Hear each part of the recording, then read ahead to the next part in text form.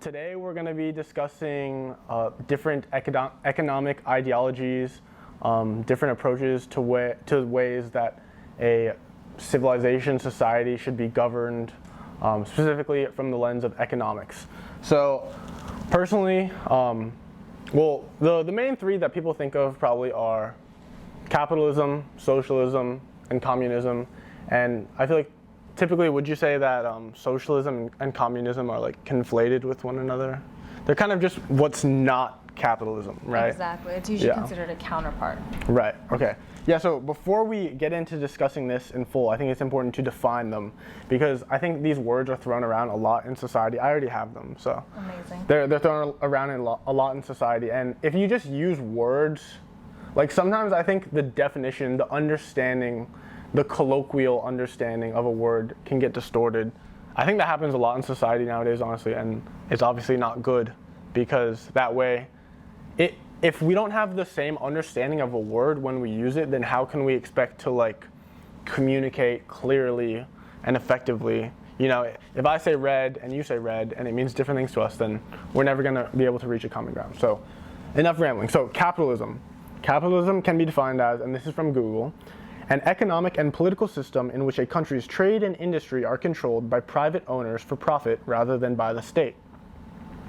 Communism can be defined as a political theory derived from Karl Marx, advocating class war and leading to a society in which all property is publicly owned and each person works and is paid according to their abilities and needs. Socialism can be defined as a political and economic theory of social organization which advocates that the means of production, distribution, and exchange should be owned or regulated by the community as a whole. So there we go. Those are the big three. So from there, what are your thoughts? Which of the three do you think is the best or the worst? Or what do we have right now in the 21st century, in 2022 in America? What do we have right now? I would say it's solidly capitalistic, but I would say, going to kind of the next question that maybe you were going to ask is like, what would we advocate for? What would you suggest changing? I think that actually really depends on the kind of culture and the kind of society that you live in, and maybe people will disagree with me on this. And of course it is conflated with political, but I think it's partially because like, you would say in the United States we have capitalism and it works for us really well. There's a lot of you earn what you can put effort into, right? So like the individual effort that you put in, that's what pays off for you. But I would say in a lot of Eastern countries, more specifically I'm thinking of like China and Korea, there's maybe this kind of like socialist mindset that's been embedded into the culture that you are working for the good of others, that you are working to make each other succeed as a whole. And do you think that's still alive and well in East Asian countries? I think it is, because I think it's embedded in the culture, the way that you treat other people. Right. I think that's... What do you think of that? Does it help society? Does it not? Or because to me, that sounds... I wish we had more of that in America, personally. Because, I mean, don't get me wrong. At the end of the day, capitalism, it's not perfect. Communism, it's not perfect either. Ultimately, I think capitalism is better for society, it's better for individuals, it's better for freedoms than communism. That being said, capitalism is what feeds greed. You know, it's the reason why we have a materialistic, a spiritually almost infantile, adolescent society. And that's something I've always loved. When I've traveled to East Asian countries and I talk to people who are either ethnically East Asian or they grew up there, there's a greater sense of community and belonging, and it's in America it seems like it's every person for themselves. Just go and get yours and take care of your family, that being your children, your spouse, your grandparents, but it's all about you. Whereas, I mean, I love Japanese culture, and you have a lot of experience with that. Right, I have a lot of experience with Japanese culture, and I've always respected, had a great respect and admiration for just like the sense of, it's like selflessness. I can't really put it into words, but like if you go on a train, if you go on a subway in downtown Tokyo, everyone's very civil and like no one wants to be a burden on everyone else. You want to think of other people. Right, right. And I like that personally. Obviously, there's pros and cons to it, but it's something that I wish we could incorporate a little bit more into our lives here, I think. And I would think like there's almost an overlap between them. So what actually comes to mind, let me actually make a correction to what I said. Instead of saying thinking of others before yourself, you're thinking of others as yourself. So you're thinking of them as you are the same as me. I should treat you the same as like I would like to be treated, which is something that you actually hear a lot. And I think, like,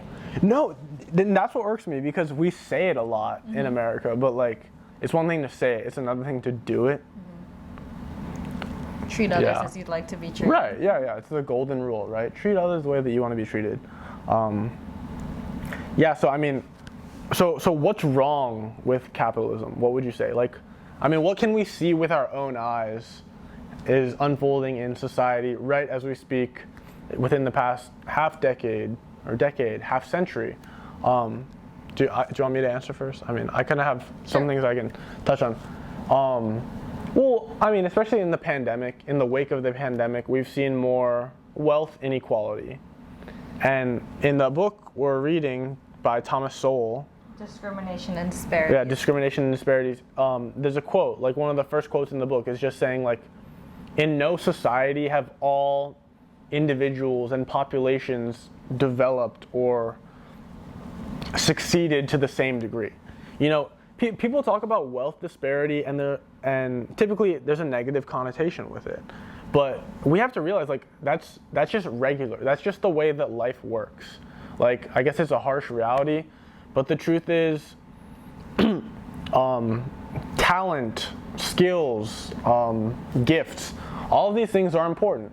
For example, if you're a great painter, your skill is valuable. If you're a great archer, your skill is valuable. If you're good at cooking, your skill is valuable.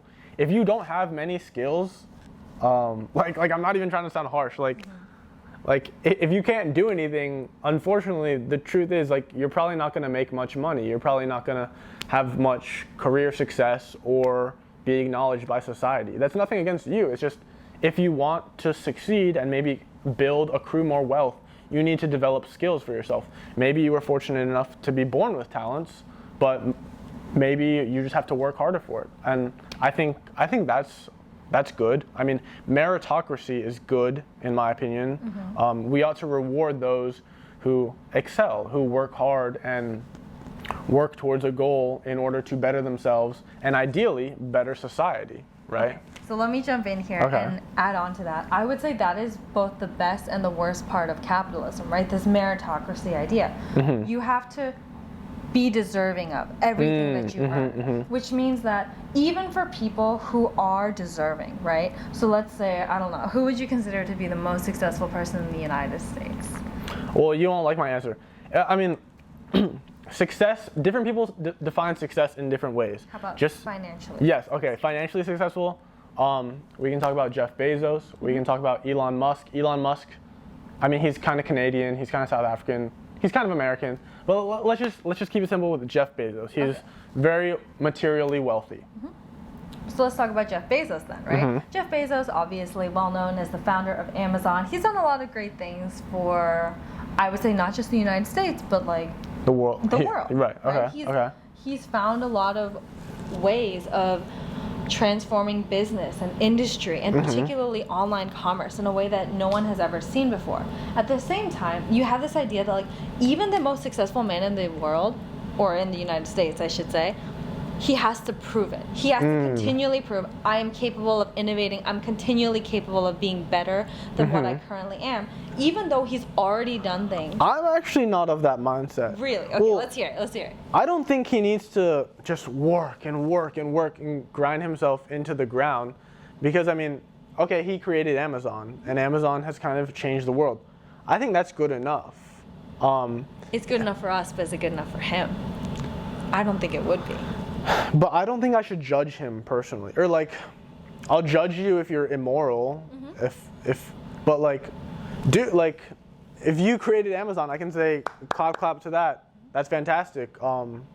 Thank you for this contribution. I hope it made you happy. I hope you enjoyed it. I'm sure it was challenging, and I admire you for it. But I'm not going to sit here and demand, no, it's not enough. You got to keep going. You need to continue being a pioneer in technology and business and yada yada yada. So what are you trying to say? I would say that you may not feel that way, which is. Do you think most people do? I think some people do. Okay. Right? Maybe not on an individual level. We're not sitting there calling up Jeff Bezos like, Jeff Bezos, you need to find something new. You need to find something innovative. But as a society, and I think he feels that pressure. I mean, I don't know Jeff True. Bezos. I think you're right. But he probably feels the need, like, I need to do something more, because if this is all that I've achieved, someone's going to eventually come along and do better than me. But that's what capitalism is. Do better. Go farther. But if that's the case, it's better for society for us to increase and, like, transform ourselves a lot, like by leaps and bounds, right? We're basically doing evolution on, like, speed. But on an individual level, it burns people out. Like, absolutely. You can't do that on absolutely. an individual Yeah. So it would almost. Okay, go ahead. No, I don't have a full thought yet. Please finish. I was gonna say, like, I think there's. We like to make a distinction as capitalism versus communism, but there's a place where they intersect, right? We like to have community, and we think those communities can lift us up together and achieve more than we can as individuals. But at the same time, we advocate for this idea of individuality and pioneering spirit. Like, you can do these things on your own, but there's a certain point where you need other people to come in and help you. Oh, for sure. I mean, no matter how brilliant you think you are, or amazing, or talented, no one achieves greatness all by themselves, and I don't think so. No. Right. And I think you could go ahead. Well, I mean, I was gonna switch gears. What's your closing thought on it? I was also gonna switch gears to something like, even if you think of, like, fictional stories, right? We do like the idea of a single hero that's really powerful and really unstoppable. We love that hero, but we don't love him if he's just alone. We like him to suffer sometimes, and we like him to struggle, and we like him to have other people to help him. So that kind of hero is much more relatable to us because that's real. We've seen that. True. What were you going to say? I was going to say, so going back to other economic ideologies, it seems like nowadays more people are interested in communism, more people, or socialism, whatever you want to call it. Obviously, by definition, they're not identical, but they are kind of similar. It's more about the community and not private owners owning the means of productions, etc. So why are people romanticizing communism now? Why do you think? Okay, can we start off with you distinguishing between communism and socialism? Because I'm not going to lie, I think I got a little bit lost in that definition as you were reading it. So communism, a political theory derived from Karl Marx, advocating class war and leading to a society in which all property is publicly owned and each person works and is paid according to their abilities and needs. Communism. Okay, so that's about property and recompense. What are you are given for your work? I thought the advocating class war part is pretty noteworthy too. Advocating class war. That seems a little crazy. Class war? Like challenging it, I suppose? Yeah, it's like the proletariat. To me, it's like we want the proletariat to fight the bourgeoisie, whatever. And like, well, why would we want war? That's how I feel. I mean. Okay, anyway, go on. Socialism, a political and economic theory of social organization which advocates that the means of production, distribution, and exchange should be owned or regulated by the community as a whole.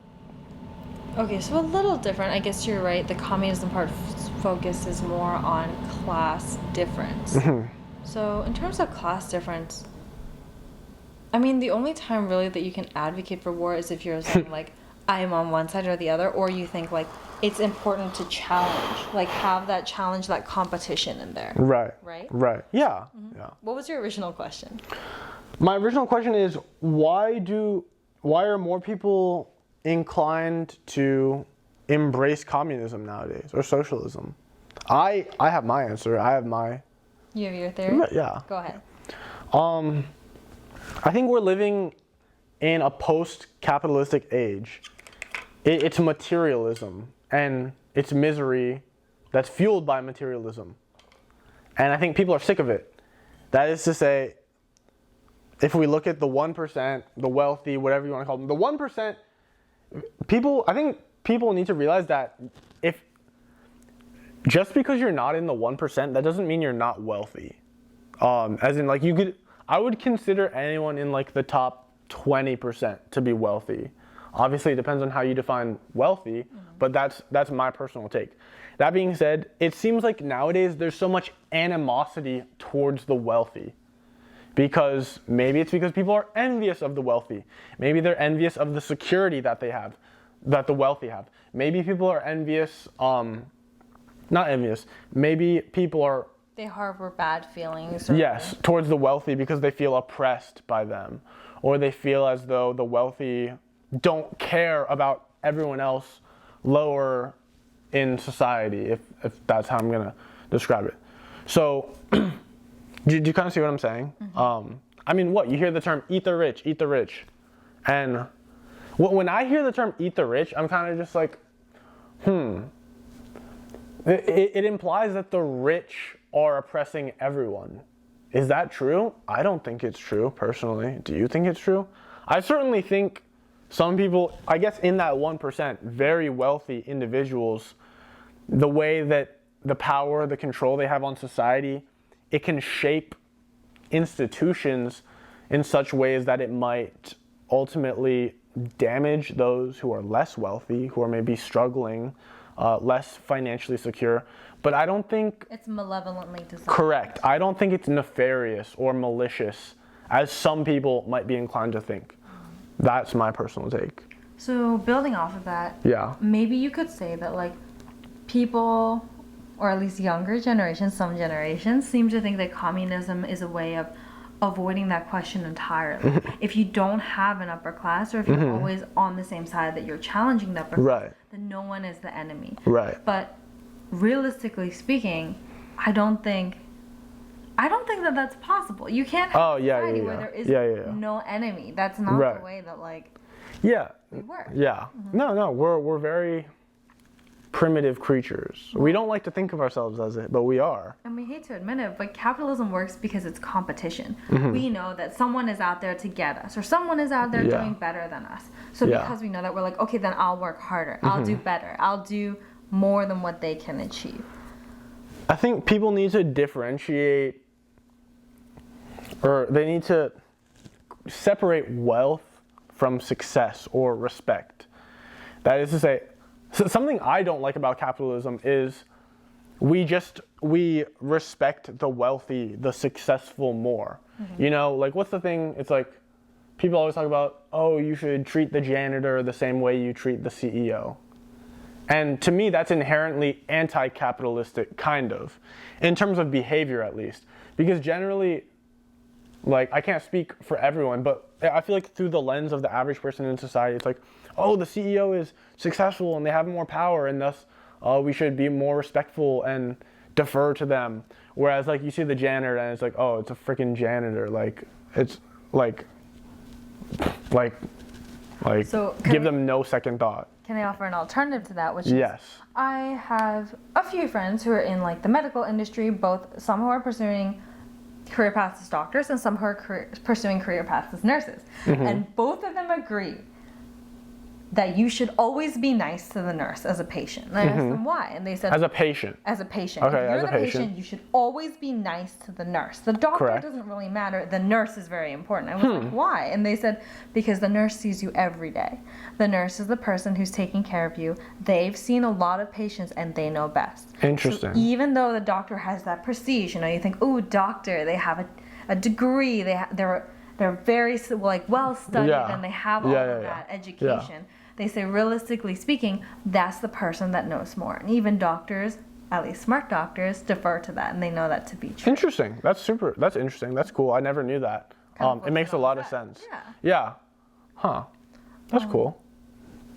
I like that. I think that's like something that we've recently learned. I don't think in the past people would have thought that. You know, you trust the doctor to say like, oh, they'll tell me what to do. They'll tell me how I should take care of myself. Yeah. Well, what I will say, I've said it before, and it's like cheesy, but just be kind to everyone. Right? You never know who you're talking to, right? Yeah, just be kind. It doesn't matter if they're the janitor or the CEO. It doesn't matter if they're a stranger or a friend or a doctor or a nurse or a police officer or a plumber or the pilot. Yeah. Just be respectful. like, don't be so judgmental, just be kind. And I get it. There are lots of jerks out there. There are lots of inconsiderate people who, even if you're nice to them, they probably won't meet you with the same energy. But you just gotta deal with it. Like, I've met plenty of jerks in my life, and yes, it very much irks me. It pisses me off.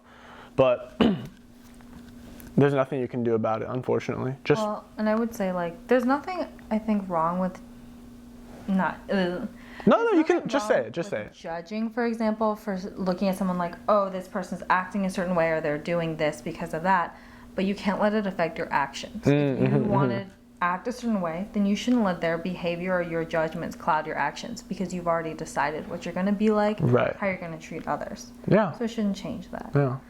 Okay. Yeah. So, yeah, I mean, that's basically the takeaways. Discussing capitalism versus communism. I don't have the perfect answer. I don't think you have the perfect answer. If it was that easy, they would have resolved it decades ago. I don't think anyone has a perfect answer. But ultimately, I will stand by the notion. I think capitalism is ultimately better than communism, but capitalism is far from perfect. And to improve as a society, to progress and make the world a better place, it requires sacrifices from everyone. Kind of obvious, but I think most people don't realize it or think about it. So, yeah. Yeah, I like that.